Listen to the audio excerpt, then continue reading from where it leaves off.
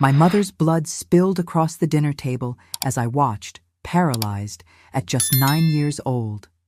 That night, I learned that real monsters don't have claws or sharp teeth. They share your last name. My name is Ruth Anderson, now 76 years old.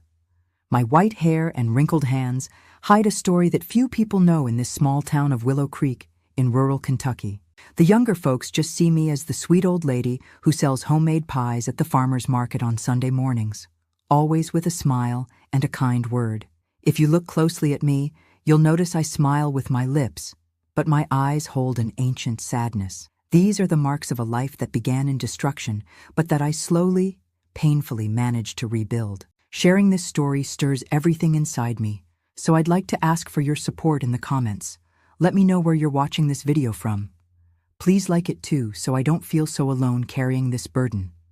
It means so much to know someone is listening after so many years of silence. Our home was far from town, about 2 miles down a dirt road that turned to mud during rainy seasons. It was a simple house, unpainted clapboard, with a roof that leaked at the corners during heavy storms. We had a large yard with tall grass, a few apple trees, chickens scratching in the yard, and an old mutt named Rusty who barked at everything that moved. We were a family like many others around there. My father William, my mother Eleanor, me and my little brother Tommy, 2 years younger than me. Daddy worked at the sawmill and came home smelling of timber and sweat. Mama took care of everything: the house, the children, the vegetable garden out back, and the laundry she took in to help with family expenses. Her hands never stopped working, always rough from labor, but at night they were gentle enough to stroke my hair until I fell asleep. Things started to change when I was about 7. Daddy began complaining of headaches that wouldn't go away no matter what. He said it felt like having a hammer pounding inside his head, day and night without stopping. He grew irritable, with any noise becoming reason to yell at all of us. Mama tried to calm him, said he needed to see the doctor in town, but he was stubborn, insisting it was just fatigue, that it would pass. It didn't pass. The headaches got worse, and with them came something that still gives me chills to remember. Daddy started having what Mama called episodes. Suddenly, out of nowhere, he would start shaking all over. His eyes would roll back, and he'd say things that made no sense. Sometimes he'd get violent, breaking plates, chairs, punching walls until his knuckles bled. "It's epilepsy," said Mrs. Miller, our closest neighbor who lived about a quarter mile away. "My cousin had it, needs controlled medicine." Mama convinced Daddy to go to the clinic after a particularly bad episode when he almost set the house on fire because he thought there were bugs crawling on the walls. The doctor prescribed some medicine, but it was expensive, hard to find, and Daddy rarely took it properly. He said it made him feel sluggish, that he couldn't work right while on it. I remember Mama hiding the medicine in his coffee, trying to trick him, but Daddy would notice and fly into a rage. "Trying to poison me, woman?" he'd shout, flipping the table, sending everything crashing to the floor. Tommy and I would run under the bed, holding each other, trembling with fear. The episodes got worse. Daddy started seeing and hearing things that weren't there.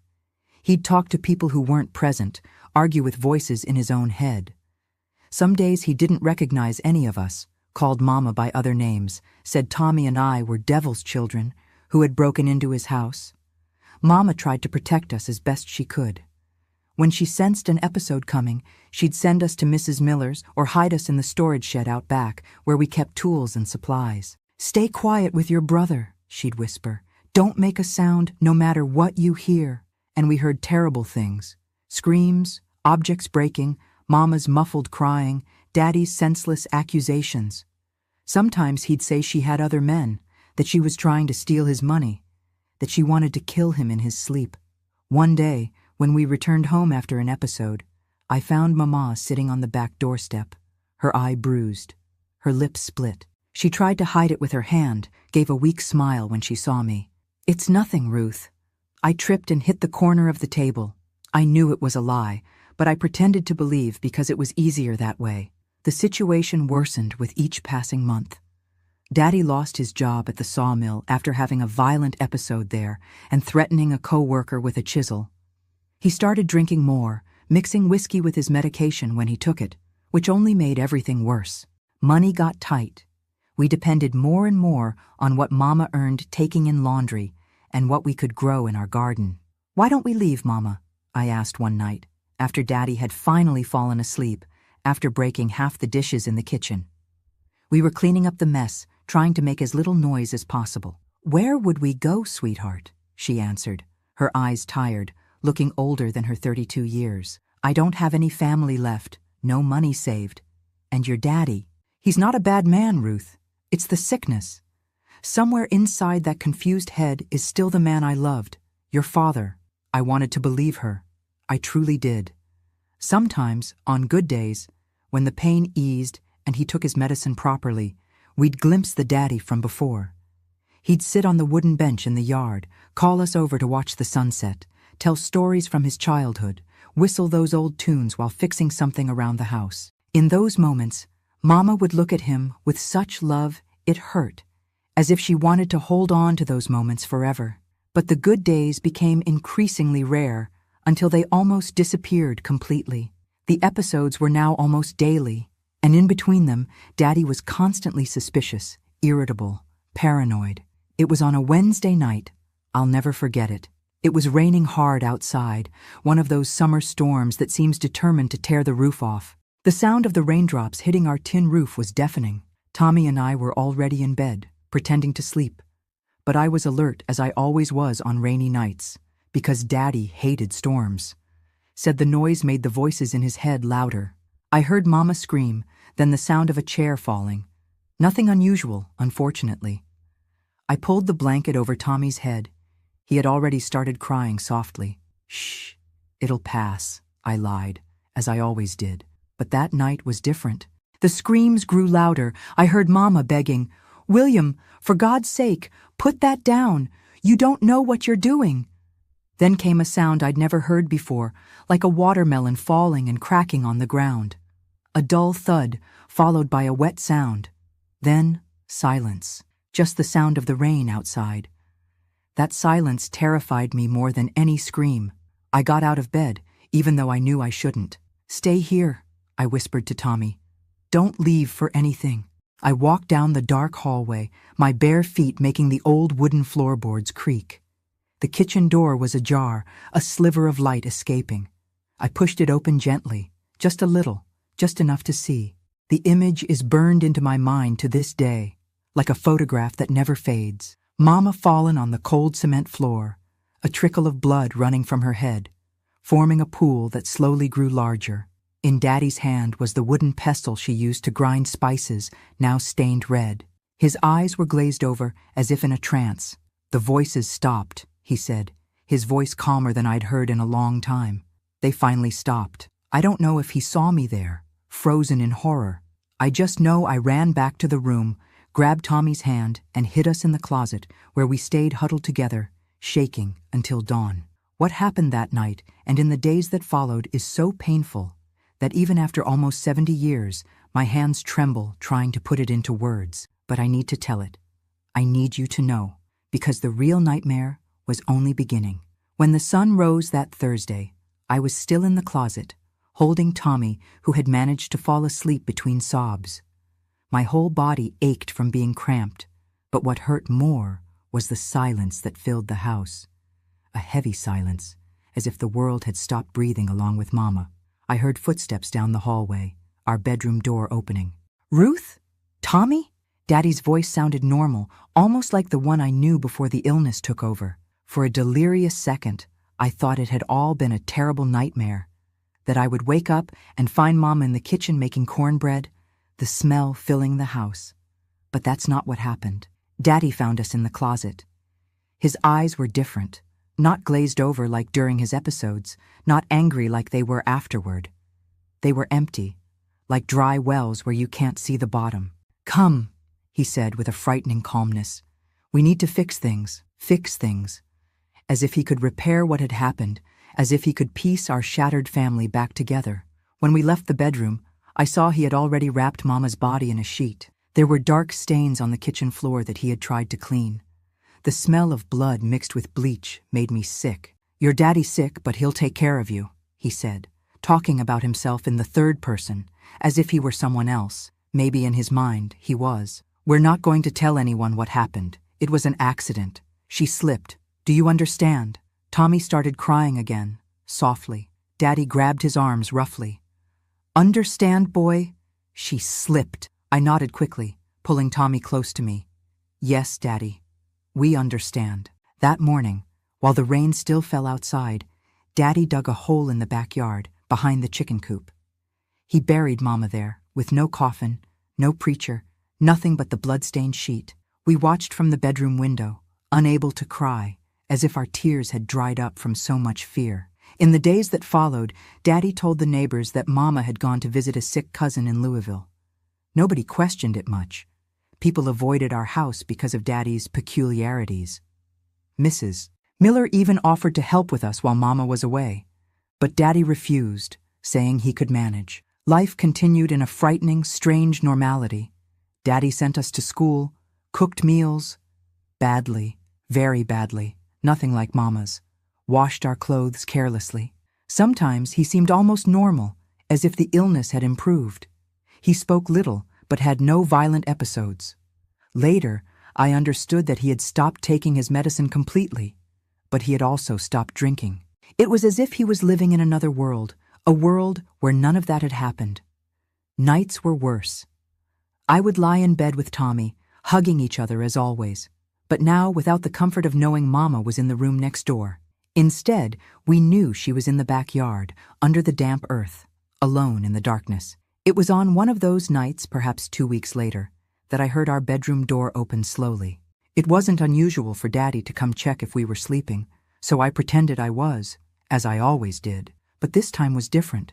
I felt the mattress sink with his weight as he sat on the edge of the bed. So much like her, he whispered, running his hand through my hair.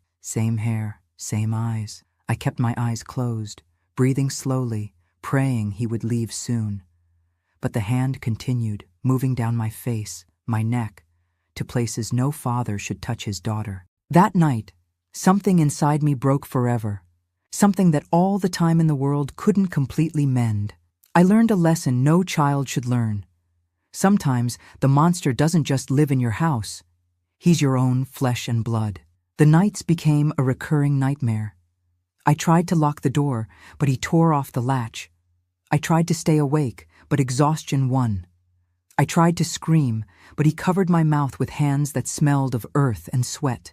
And during the day, he acted as if nothing had happened, as if we were a normal family, just without Mom.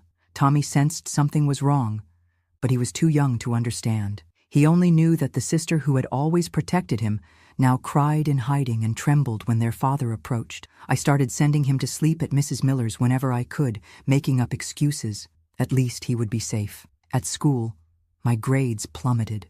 The teacher called Daddy in for a talk, concerned about my sudden change. She was always smiling. Now she doesn't talk to anyone. Has something happened, Mr. Anderson? It's missing her mother, he answered, his face a perfect mask of a concerned father. We're all feeling it badly. Her cousin is very ill.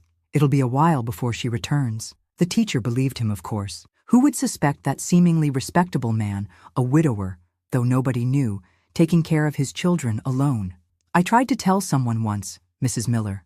My daddy does things to me at night, I managed to say, my voice almost disappearing.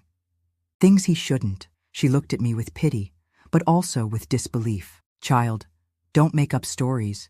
Your daddy's sick, does things without meaning to sometimes, but that's not what you're talking about. You must have seen something somewhere and you're getting confused.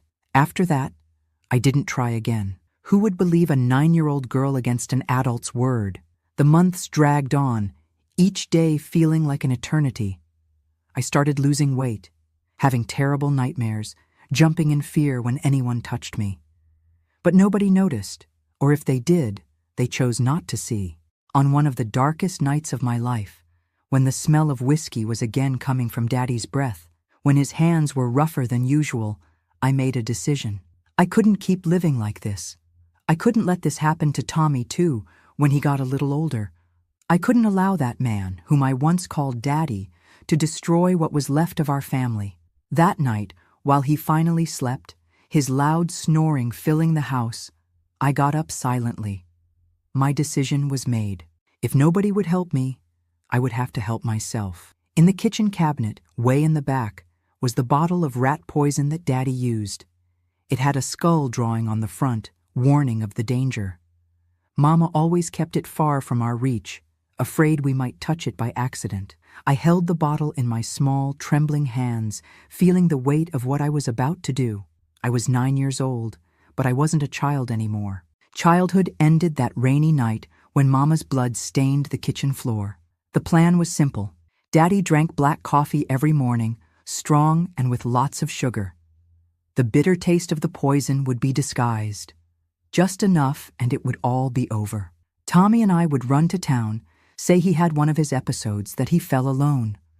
Nobody would doubt it. Everyone knew about his strangeness. But while I stood there, poison in hand, something strange happened. I had the feeling Mama was beside me. I could almost smell the cheap perfume she wore to church on Sundays. A voice inside me said, "That's not the way to solve this, baby girl." I don't know if it was really her spirit, if it was my own conscience, or just fear of the consequences. I know I put the poison back in the cabinet and returned to the bedroom, crying silently. But that night wasn't in vain. Even though I couldn't go through with the most drastic plan, something awakened in me. The will to fight, to survive, to find another way out. I wouldn't be a victim forever. I needed to be smart, patient, and wait for the right moment. And the moment came sooner than I expected, in a way I never could have predicted. The next morning, I woke up different. There was a clarity within me that I hadn't felt in months. As I made the coffee, looking through the kitchen window at the spot where Mama was buried, I decided that truth would be my weapon. I couldn't use poison. That would make me just like him. But I could use the truth buried in our backyard. The truth that nobody knew, except the three of us. Sheriff Johnson came every first Monday of the month to check on the outlying families, see if everything was in order, if the children were going to school. It was part of a new government program. His visit was 2 days away. During those 2 days, I pretended better than ever. I smiled when Daddy talked to me, didn't flinch when he came near me, cooked the way he liked. He was suspicious at first, watching me with those eyes that now always seemed clouded, like the sky before a storm. "You're different, girl. What's gotten into you?" "Nothing, Daddy. Just missing Mama and thought I should help more around the house." He seemed to believe it. Or maybe it was convenient to believe.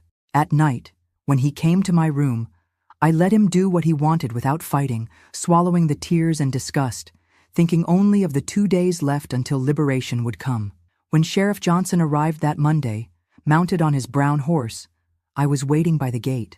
I had sent Tommy to stay at Mrs. Miller's since early morning, saying I was going to help Daddy clean the chicken coop and it would smell bad. "Morning, Sheriff Johnson," I greeted, trying to appear as normal as possible. "Morning, little one. Is your father home?" "Yes, but he's still sleeping. He had an episode last night. The medicine makes him drowsy." The sheriff nodded, understanding. Everyone knew about my daddy's episodes. "Can I show you something?" I asked, my heart beating so hard I thought he could hear it. "It's a secret, but you need to see." "What kind of secret, child?" "It's about my mama. She didn't go to Louisville to visit any cousin." The sheriff's face changed, grew serious. He dismounted. "What are you trying to say?" "Come with me, please." I led him to the backyard, behind the chicken coop. The spot where Mama was buried still had a small mound of earth visible, despite the time that had passed. I pointed silently. "What's here, child?" "My Mama." My voice came out steady, despite the tears that started to fall. "Daddy killed her on a rainy night, hit her head with a pestle. I saw it." The sheriff went pale. He looked at me, then at the mound of earth, then back at me. "Are you sure about what you're saying?" "That's a very serious accusation." "I'm sure. He buried her here, wrapped her in a flowered sheet, the one she liked. If you dig, you'll see it's true." I won't describe what happened next, how they dug and found Mama's body, already decomposing, but still recognizable by the blue bead necklace she never took off, a gift from her grandmother. How Daddy woke up with the noise and ran from the house, shouting that the voices had told him to do it, that it wasn't his fault. Nor will I tell how he was captured 3 days later, hiding in a cave by the creek, delirious and talking to himself. How he confessed everything, not just Mama's death, but what he did to me on those dark nights. how some men from town wanted to take justice into their own hands before the police took him away. What matters is that he went to jail and never came back. I learned years later that he died in prison, in a fight with other inmates who found out what he had done to his own daughter. I felt nothing when I got the news. No joy, no sadness, just an emptiness where once there had been so much fear and anger. Tommy and I went to live with Aunt Martha, Daddy's sister, whom we didn't even know existed. She lived in Cincinnati, was unmarried, worked as a nurse in a large hospital. She had never wanted children, but she welcomed us with open arms, as if she had been waiting for us all her life. "Blood is blood," she said when we arrived. Two frightened children, holding hands with a small bundle of clothes each. Your family. Aunt Martha was different from anyone we had ever known. She wore pants instead of dresses, drove her own car, worked outside the home, and wasn't afraid to speak her mind. Back home, women whispered that she was too modern. That's why she hadn't found a husband. But to me, she was exactly what we needed. In those first months, I had nightmares almost every night. I would wake up screaming in a cold sweat, images of Mama's blood and Daddy's hands haunting me in the dark. Aunt Martha never lost patience. She would come to my room, turn on the light — we had electric lights in the big city — sit on the edge of the bed, and stay with me until I calmed down. "What happened to you was terrible, Ruth," she would say straightforwardly, "but it doesn't define who you are. You're more than this. One day, this pain will just be a scar, not an open wound anymore." At first, I didn't believe her. How could I overcome something so horrible? How could I live a normal life after seeing and experiencing what I had? But Aunt Martha was persistent. She enrolled me in a good school, found a psychologist for me, something I had never heard of back home, encouraged me to do other things besides studying, swimming, piano, painting, anything to occupy my mind and body, to build new memories on top of the old ones. "You need to learn to live again, child, not just survive." With time, the nightmares became less frequent. I started smiling again, making friends at school, looking in the mirror without feeling ashamed of my own body. Tommy also flourished in the big city. Soon he was running through the streets with the neighborhood boys, playing baseball, coming home with scraped knees and 1,000 stories to tell. At 15, I decided I wanted to be a teacher. I remembered my own teacher back home, Miss Stevens, who had noticed something was wrong with me but didn't know how to help.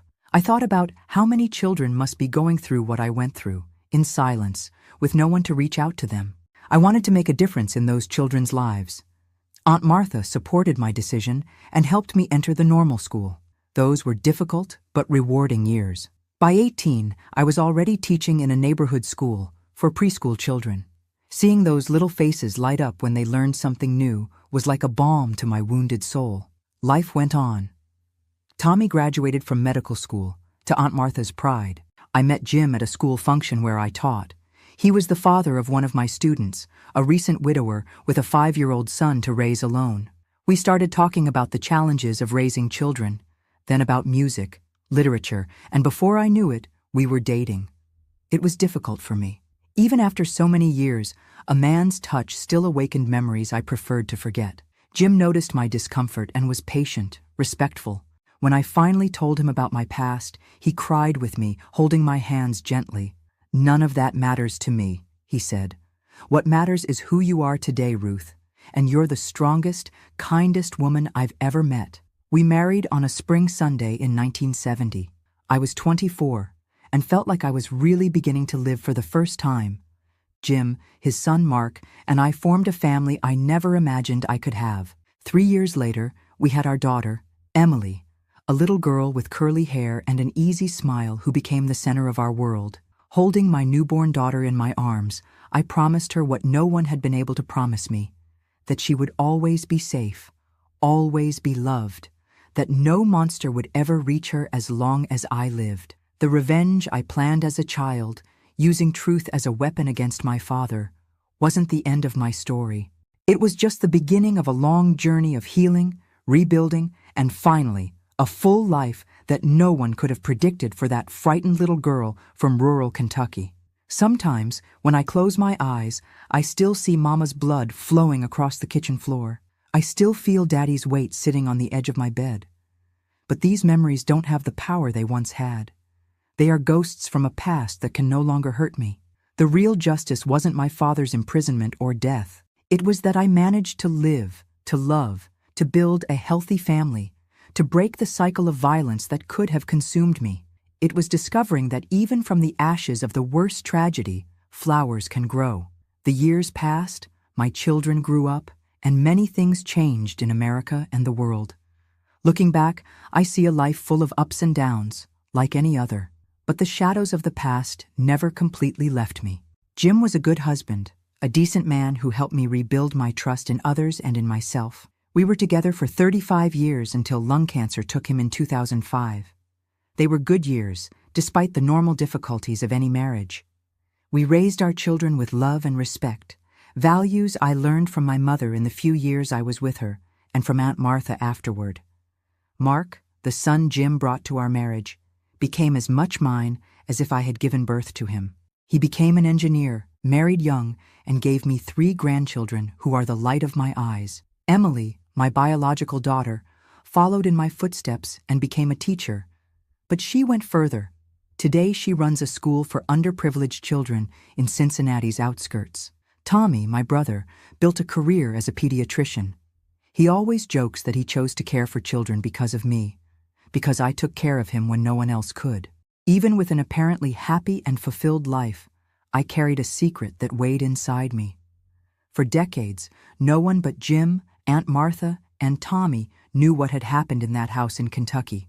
Not my children, not my work colleagues, no one. "Why revisit those bad things, Ruth?" Aunt Martha would say when the subject came up between us. "The past is behind you." But it wasn't. Not completely. The past has a strange way of catching up with us when we least expect it. I was 50 when I had my first collapse. I was teaching 3rd grade when a new student arrived.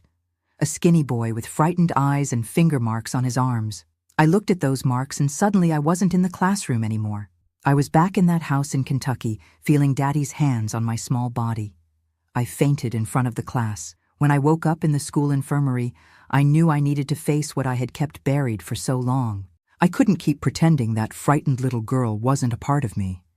That's when I started therapy, already middle-aged. The psychologist, Dr. Sarah, was half my age, but had a wisdom that impressed me from day one. "Trauma doesn't disappear with time, Mrs. Ruth," she explained. "It stays stored in the body, in memory, but we can learn to live with it differently." In the years that followed, I unearthed memories I had pushed to the back of my mind. I cried tears I thought had dried up decades ago. I faced the anger, at my mother for not protecting me better, at my father for destroying our family, at God for allowing it all to happen. "Anger is part of the process," Dr. Sarah would say. "You don't need to be ashamed of it." Gradually, I came to understand that my father was a sick man, not just evil, that my mother had done the best she could with the tools she had, that I, a 9-year-old child, couldn't have done anything differently. Forgiveness didn't come easily or all at once. It came in small drops, like raindrops filling a bucket. I first forgave my mother, then myself. My father was the hardest. Sometimes I think I'm still in the process. At 60, I made a decision that would again change the course of my life. I decided to tell my story to my children. Emily cried when I told her. Mark sat in silence, his eyes fixed on a distant point, as if trying to process what he was hearing. Then they hugged me in a way they never had before, not as children hugging their mother, but as adults trying to protect someone they love. "Why did you never tell us before?" Emily asked, wiping away tears. "I wanted to protect you," I answered honestly. "I wanted you to grow up without the weight of this story. And maybe I was also ashamed, afraid of judgment." "Ashamed of what, Mom?" Mark seemed genuinely surprised. "You were a victim, a survivor." That word, survivor, echoed in me for days. I had never thought of myself that way. I had always been the victim, the poor thing, the one carrying invisible scars. But survivor, that sounded like something positive, something strong. After that conversation, something changed inside me. I started talking more openly about my experience. Not to just anyone, of course, but to people who could benefit from hearing that it's possible to rebuild a life after so much suffering. I participated in support groups for women victims of violence. I gave talks at schools about signs of child abuse.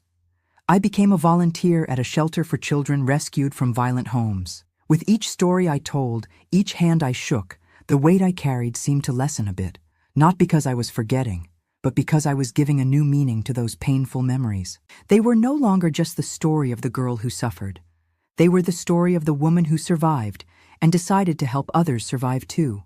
At 70, when I was already retired from teaching, but still active in volunteering, I received an unusual invitation. A journalist wanted to interview survivors of child abuse for a documentary. My name had been suggested by one of the shelter coordinators. My first impulse was to refuse. It was one thing to share my story in small groups, but quite another to do it for a camera, for strangers to see. But then I thought about how many people could benefit, how many children could be saved if more people paid attention to the signs. "I'll do it," I said to Jim that night. Even after years since his passing, I still talk to him before sleeping. I think it's time to let this story come completely out of the shadows. The interview was difficult. Reliving everything in detail, in front of strangers, with lights and cameras pointed at me, was one of the most challenging things I've ever done in my life. But when I finished, I felt such relief that I almost floated out of the chair. The documentary, Voices of Silence, won awards, was shown in schools, universities, police stations. I received hundreds of letters and emails. My granddaughter taught me to use a computer at 72, from people who identified with my story, who found the courage to seek help after hearing me speak. One of those letters deeply touched me. It was from an 85-year-old woman who wrote with a trembling hand, "Dear Ruth, I never told anyone what my stepfather did to me when I was 12 years old. I carried this secret for 73 years, thinking I would die with it. After seeing your testimony, I told my daughter. It was like taking a piano off my back. Thank you for giving me courage." I cried, reading those words. I thought about how silence imprisons us, how we keep secrets thinking we're protecting ourselves, when in fact we're just feeding the darkness. Now, at 76, sitting in this rocking chair on my porch, looking at the busy street in Cincinnati, so different from that dirt road of my childhood, I realize that my story isn't just about pain and overcoming. It's about the importance of truth, even when it hurts. It's about breaking the silence that protects abusers and imprisons victims. What happened to me still happens today to thousands of children in America and around the world. Children who, like me, have no voice, nowhere to run, no one to believe them. Children who live in homes that should be safe, but that have become prisons of fear. If you're listening to me now and you're one of those children, I want you to know it's not your fault. It never was. You deserve to be protected, loved, respected. Your voice matters. Your story matters. Don't give up looking for help until you find someone who believes you. And if you're an adult who suffered abuse in childhood and still carries that secret, know that it's never too late to start healing those wounds. Silence only protects those who hurt you. Your story, as painful as it may be, could be the light that guides someone else out of darkness. Getting old has a curious way of bringing back memories we thought were forgotten. Now, approaching 80, I feel the past knocking on my door with renewed force. It's as if time, instead of diluting memories, distills them, leaving only the essence. Sometimes sweet, often bitter, but always intense. My grandchildren often ask me how I managed to overcome everything I lived through. The truth is, I never completely overcame it. You don't overcome trauma of this magnitude. You just learn to live with it. Like a tree that grows around a wire that wounded it, the scar remains incorporated into the trunk, becomes part of its structure. When I turned 65, I did something I never imagined I would do. I went back to Willow Creek. The town had changed so much I barely recognized it. They had paved the main streets, built a large supermarket, even a bank branch. The creek where Tommy and I used to play had been channeled. The house where I grew up no longer existed. In its place was a bakery with tables on the sidewalk. I walked to where our property used to be, where everything happened. A young waiter served me coffee. I sat there, exactly on the spot where my mother was hastily buried, where my childhood was destroyed on a rainy night. The coffee was hot and sweet. I drank slowly, feeling the warmth go down my throat, chasing away the cold that always invades me when I visit this past. "Are you from around here?" asked the young man, noticing my distant gaze. I was. A long time ago. I didn't say more. What would be the point? That boy hadn't been born when it all happened. For him, this was just his father's bakery, a business like any other. The ghosts I saw there belonged only to me.